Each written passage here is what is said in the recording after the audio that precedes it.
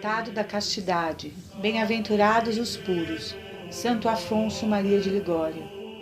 Capítulo 4. Da guarda do coração.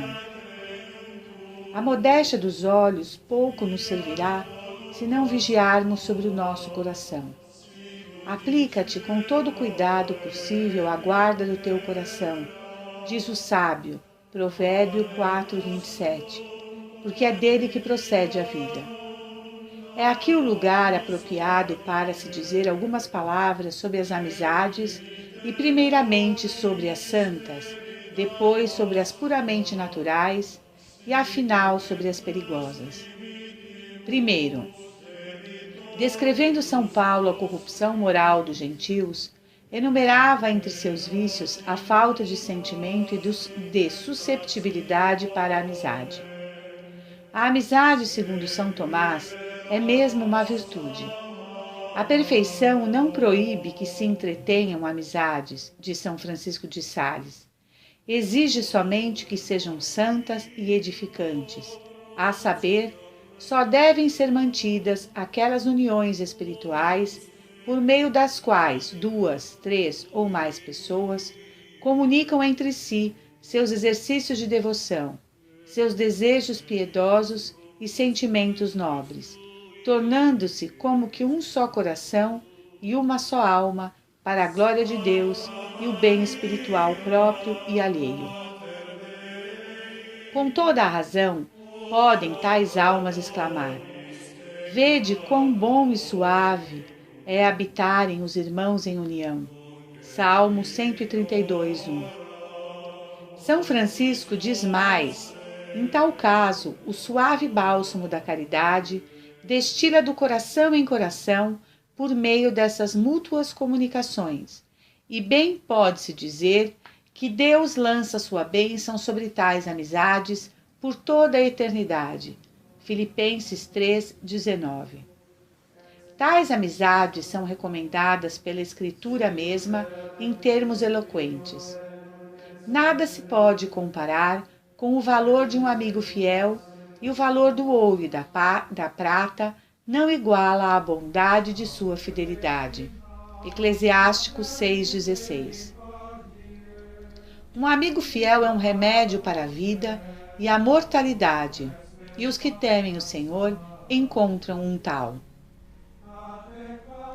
Mas como podeis aconselhar as amizades particulares, dirá alguém, quando elas são tão rigorosamente condenadas por todos os ascetas? Respondo: as amizades particulares são proibidas unicamente nos claustros e com toda razão, pois é imperiosamente necessário que todos os religiosos se amem mutuamente com amor fraterno, para que haja uma vida comum claustral.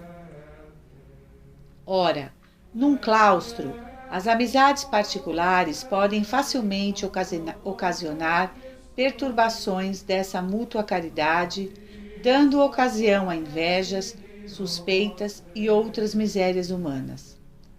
São Basílio não hesitou dizer que as amizades particulares em um convento são uma sementeira perpétua de invejas, de desconfianças e inimizades. O mesmo acontece nas famílias em que o pai ou a mãe têm mais carinho para um filho que para com outro. Os filhos de Jacó odiavam seu irmão José porque seu pai lhe dedicava um amor especial. Não há, além disso, nenhum motivo de se alimentar tais amizades no estado religioso, pois num convento, onde reinam a disciplina e a ordem, todos os membros tendem ao mesmo fim, a perfeição, e não é necessário travar amizades particulares para animar-se mutuamente ao serviço de Deus e ao trabalho do aperfeiçoamento próprio. Os que vivem no mundo desejam dedicar-se à prática da virtude verdadeira e sólida, precisam, pelo contrário, de se unir aos outros por uma amizade santa e edificante, para poderem, por meio dela, se animar, se auxiliar e se estimular ao bem. Há no mundo poucas pessoas que tendem à perfeição, e muitas que não possuem o Espírito de Deus, e por isso é preciso que os bons, quando possível, evitem os que podem impedir seu adiantamento espiritual e travem amizade com os que os podem auxiliar na prática do bem. Segundo, quanto às amizades puramente naturais, deve-se dizer que elas têm seu fundamento na nossa natureza, que nos compele a amar nossos pais, nossos benfeitores e todos aqueles em que vemos belas qualidades e com quem simpatizamos. Essa espécie de amizade é o laço da família e da sociedade, mas facilmente degenera em amizades falsas. Por exemplo, se os pais, por um carinho demasiado, toleram as faltas de seus filhos, ou se um amigo ofende a Deus para agradar a seu amigo e etc.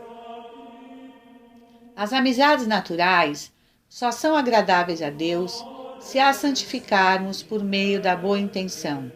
Por exemplo, amando os nossos pais e amigos por amor de Deus. Terceiro, por amizades perigosas, entende-se em particular as sensuais, isto é, aquelas que se baseiam sobre uma complacência sensual, sobre a fruição comum de prazeres dos sentidos, sobre certas qualidades fúteis e vãs de espírito e coração. Essas amizades são já por si perigosas, mesmo que no começo nada tenham de inconveniente, e devemos guardar nosso coração desembaraçado delas. A. Quem não evita relações perigosas cai facilmente no abismo. De Santo Agostinho, Sermão 293. O triste exemplo de Salomão bastaria para nos encher de terror. Depois de ter sido amado tanto por Deus, servindo ao Espírito Santo, de mão para escrever, travou relações com mulheres pagãs, já na sua velhice, e caiu tão profundamente que chegou a sacrificar aos deuses.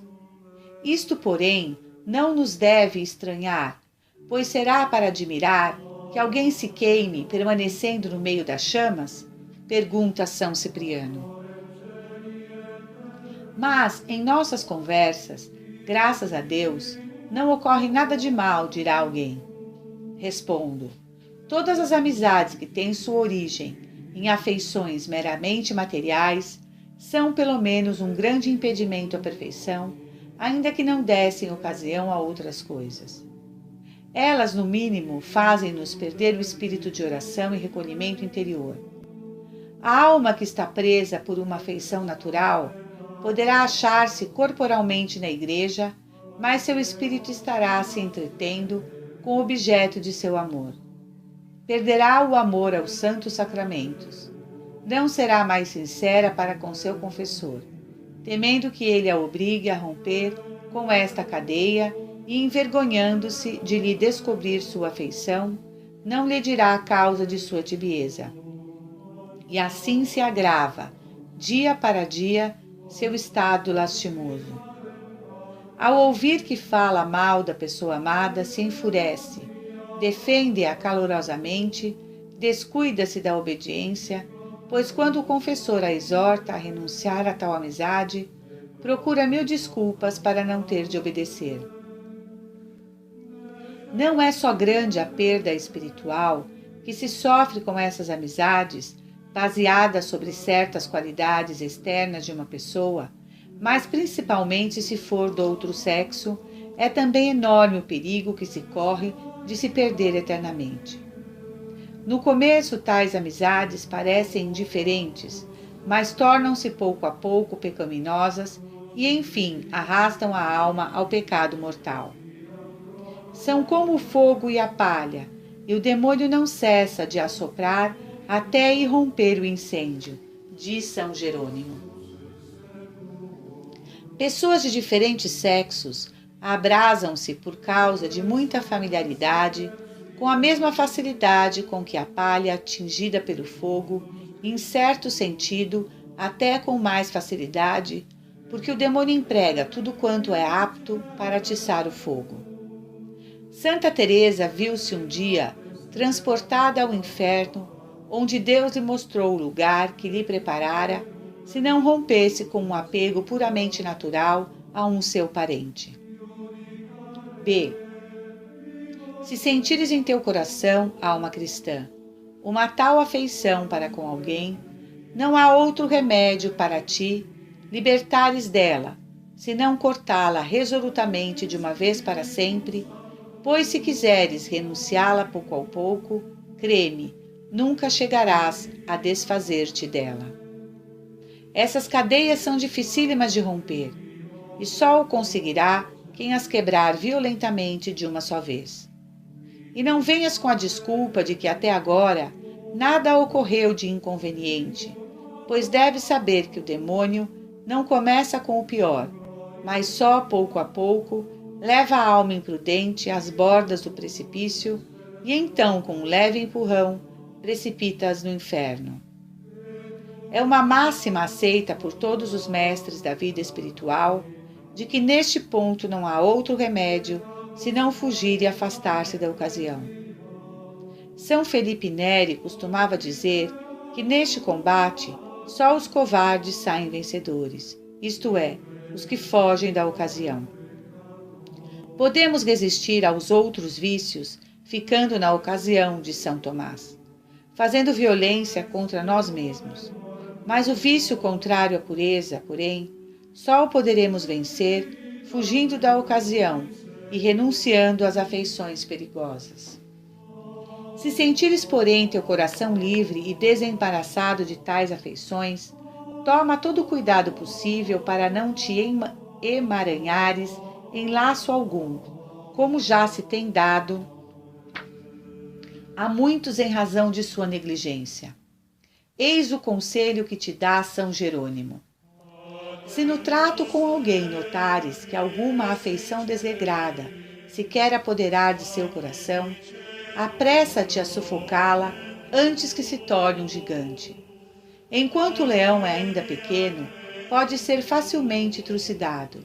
Uma vez crescido, tornar-se-á muito difícil e humanamente impossível. Coisa verdadeiramente lamentável e vergonhosa seria se permitisses que fizessem em tua presença gracejos indecentes.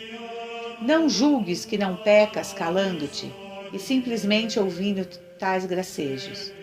Se não evitares o mais depressa possível a companhia de um homem tão insolente, já cooperaste com o seu pecado e te fizeste réu dele. Se receberes de alguém uma carta com palavras amorosas, rasga-a imediatamente e lança ao fogo, e não lhe des resposta. Se por motivo grave tiveres de responder, faze-o então em poucas e sérias palavras, e não des a entender que notaste a tais palavras, e muito menos que achaste nelas qualquer prazer. C. Não repliques também que não há perigo, porque a pessoa de que se trata é piedosa. São Tomás de Aquino diz: quanto mais santas são as pessoas pelas quais sentimos afeição particular, tanto mais devemos nos acautelar, porque o alto apreço que fazemos de sua virtude mais nos estimula ainda a amá-las. O padre Sertório Caputo, da Companhia de Jesus, diz: o demônio, a princípio, nos inspira amor à virtude daquela pessoa, depois o amor à própria pessoa e finalmente nos lança na perdição. O doutor Angélico faz notar que o demônio sabe perfeitamente esconder um tal perigo.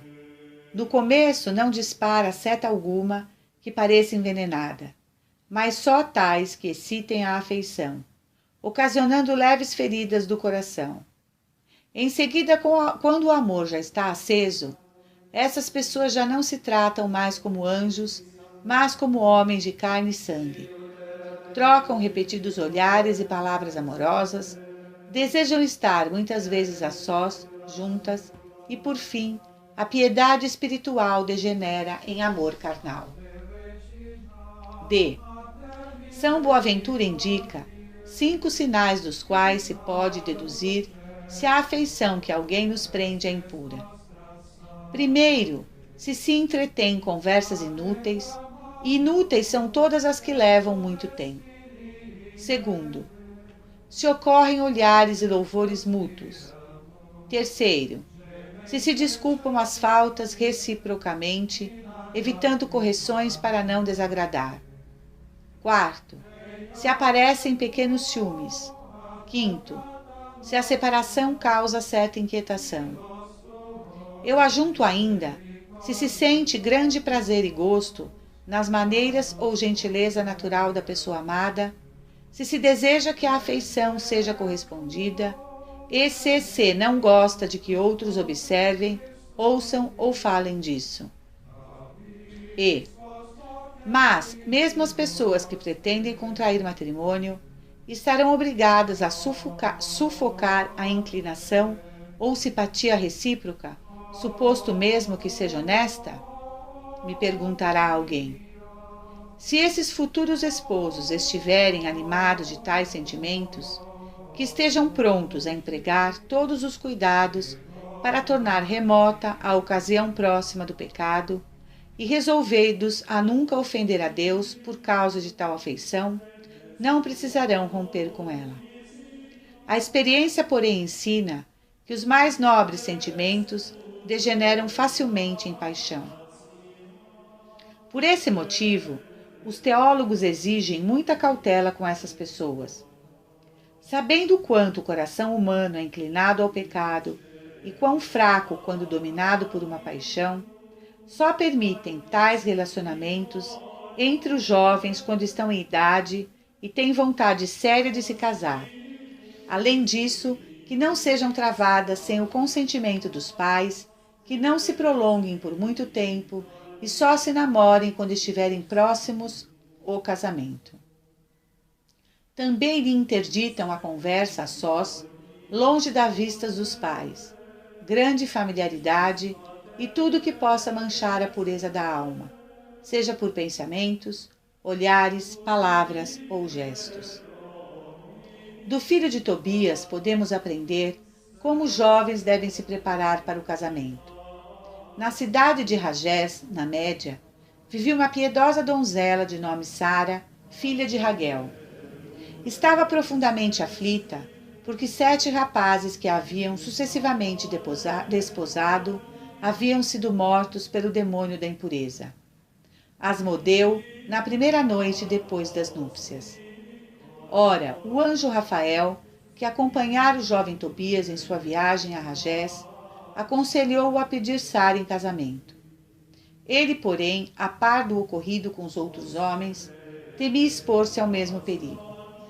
O anjo, porém, tranquilizou-o, dizendo: Ouve-me, o demônio só tem poder sobre aqueles que abraçam o estado conjugal, excluindo a Deus de seus pensamentos, para satisfazerem unicamente a sua concupiscência, como o cavalo e a mula, que não têm entendimento.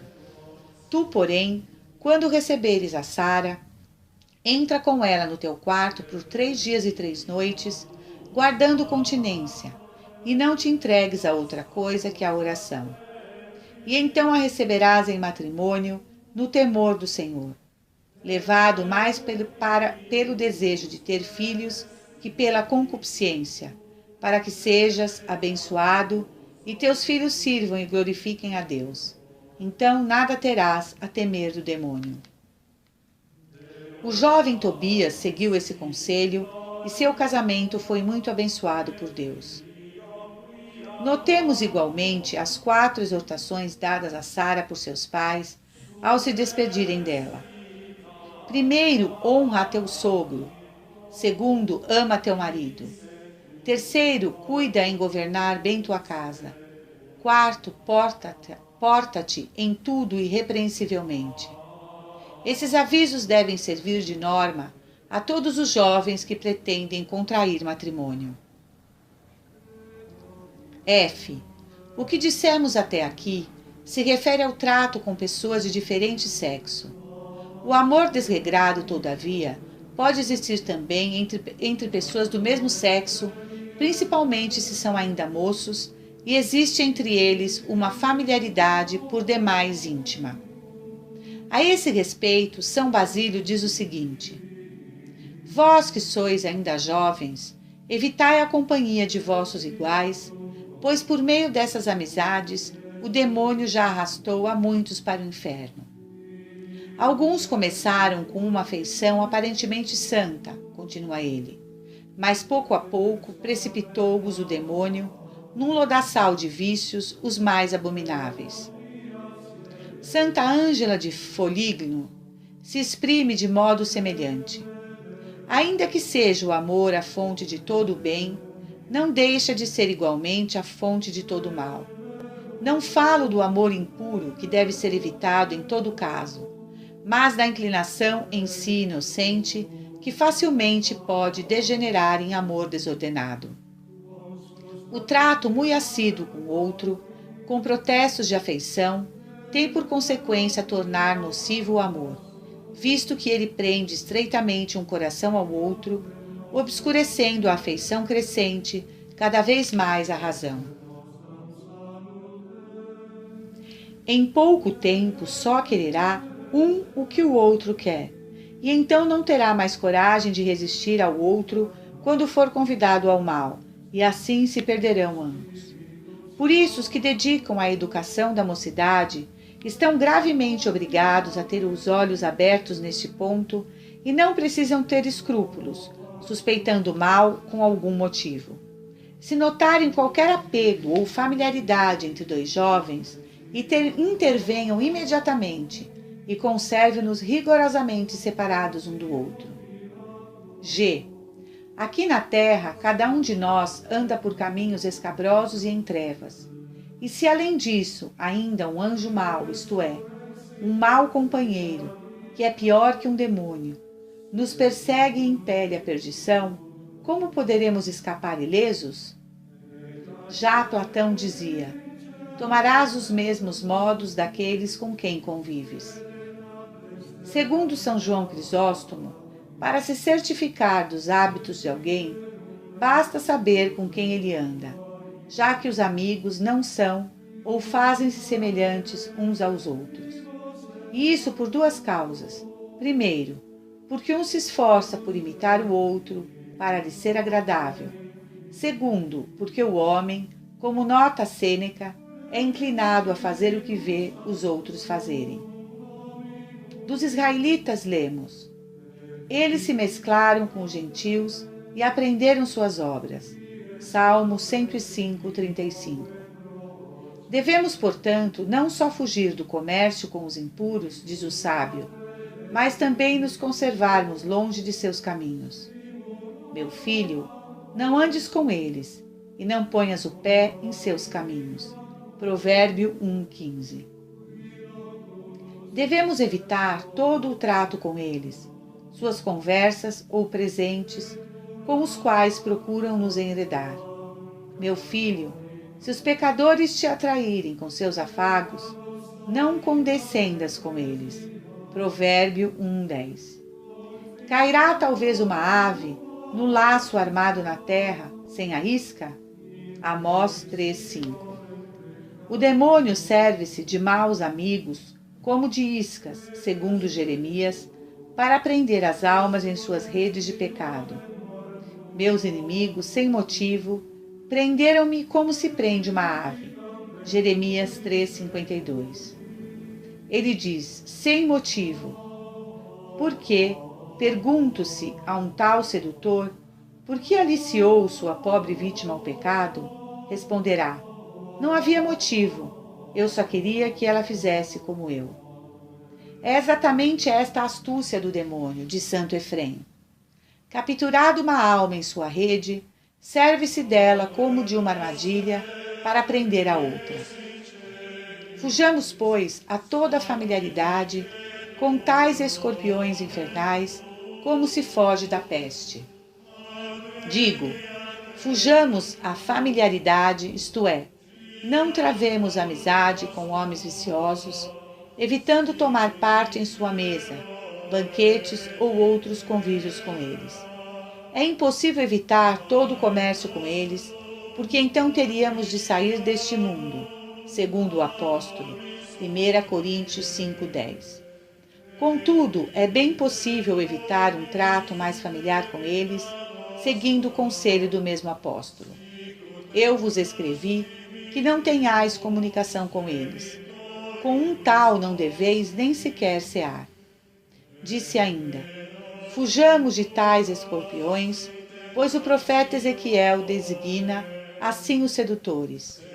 Pervertedores estão contigo e habitas com escorpiões. Ezequiel 2:6. Não ousarias, alma cristã, habitar com escorpiões, e certamente te afastarias com toda a pressa de sua proximidade. Pois assim deves evitar os amigos que dão escândalo e envenenam a tua alma com maus exemplos e conversas perversas. Quanto mais estreitamente estão ligados a nós, tanto mais pernicioso se torna. Os inimigos do homem são os seus domésticos. Mateus 10:36. Na Sagrada Escritura se diz: quem se compadecerá de um encantador, mordido pela serpente, e de todos que se aproximam de animais ferozes? Assim também, quem se compadecerá daquele que se torna companheiro de um homem iníquo? Eclesiástico 12:13. Se um tal homem, por motivo do perigo a que se expõe, cai no pecado e se precipita na condenação eterna, ninguém, nem Deus, nem os homens, terá compaixão dele, pois já fora advertido do pecado.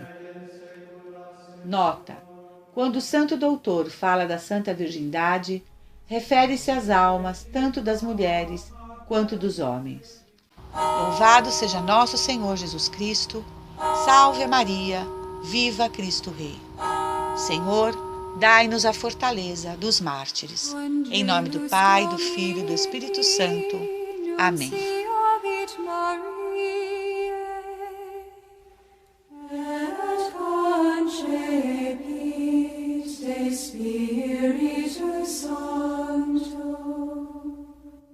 Ave Maria, gratia plena Dominus tecum, benedicta tu in mulieribus, et benedictus fructus ventris tui, Iesus.